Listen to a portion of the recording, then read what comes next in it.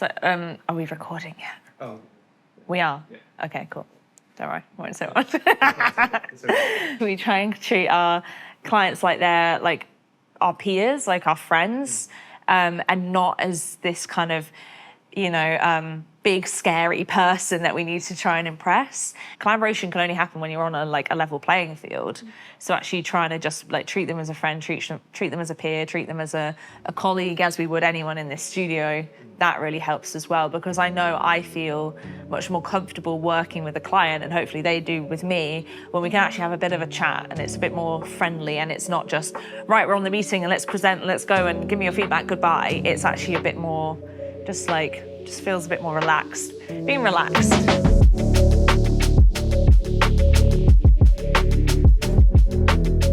think, there's a lot to be said for kind of building that trust with the client right at the start of any kind of project. And I think that kind of initiate phase for us really brings the client on board and sees us not only people that kind of from a client servicing point of view, but also building that relationship and that trust out as well. So really kind of laying the groundwork and foundations for the rest of the project to thrive, really.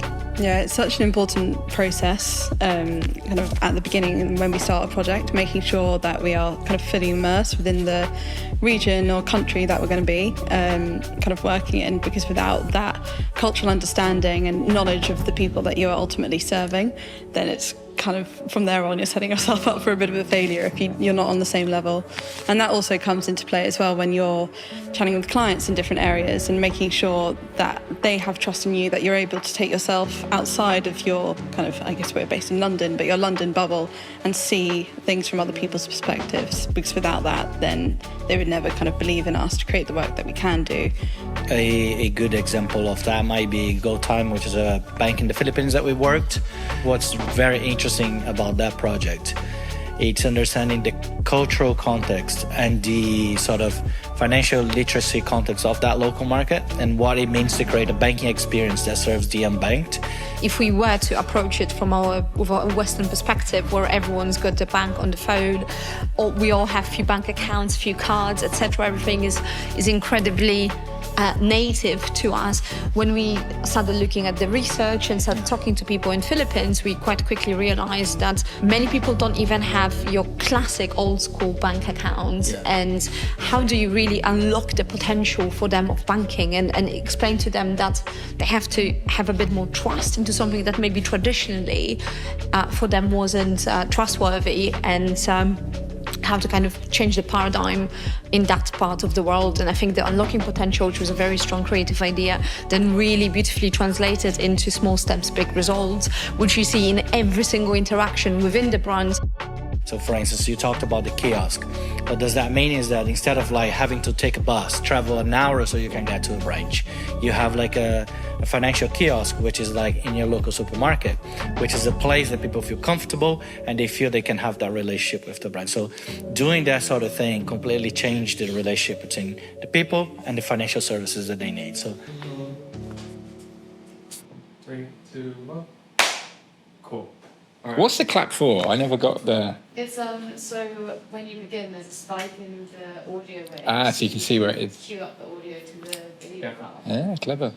I think you maybe the bigger kind of national projects, you're often more aware of who they are and what they stand for. So you kind of come to them with a little bit more knowledge, which is sometimes helpful, but also sometimes not. And actually, it's quite good to come to a project without knowing too much about a client, because it means that you kind of work harder to kind of learn more about them, learn more about their business. You don't have any preconceptions about what they stand for, and actually it can really help you get underneath the skin of a brief in a lot more of a successful way. And I think it's always just interesting to think that your work's going to be playing out all over the world or in a country that's not part of the UK is quite exciting. I think the sort of the way that the 2B client has really run with it. I think they had a really great strategy. We worked as part of a bigger collection of people to help kind of them realise their dream, and the stuff that they're trying to do feels really fresh and bold and different, you know, whether it's through their kind of studios kind of thing, giving young filmmakers a chance to kind of make kind of content is really exciting. I think that, the whole kind of way that they've tried to turn streaming on its head and come at it from a fresh is really cool. So yeah, it's nice to play a part in that. Yeah, we were in a meeting. It was a sort of final share for the audio mnemonic, and there was 2 options on the table, like we usually do.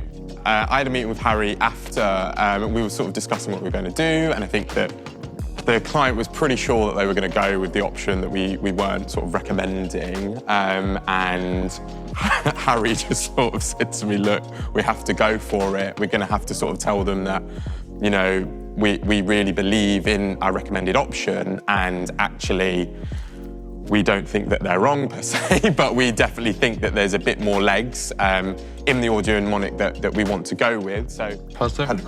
Let's wait there. Okay. So, audio mnemonics, also I've heard referred to as sonics. And if you do know about this, disregard it. You can fast forward probably like 15 seconds. I think Hulu, you have the whoosh. It's just kind of instantly recognizable. Few notes, nothing too complicated. The moment you hear it, you just know like, I know what I'm getting myself into. So that's what he's referencing here regarding Tubi. In case you're wondering, hopefully this helps.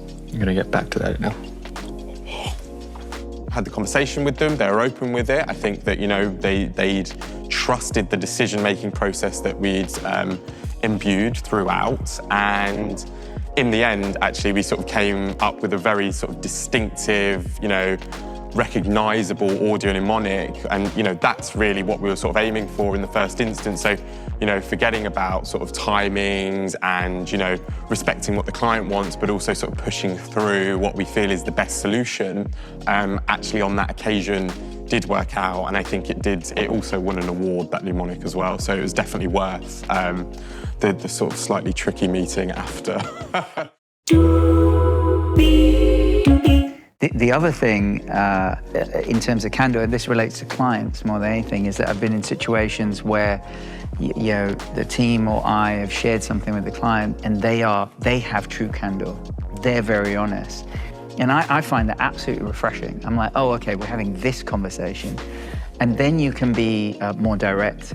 You can grapple with them in a more interesting way. I think you can go toe to toe. And it's just a really amazing skill to build live in the moment. So being able to do that with any client is really interesting. And each one's different. But I do love those moments of realization that actually we don't have to tiptoe around each other. We can build something that's much truer and honest.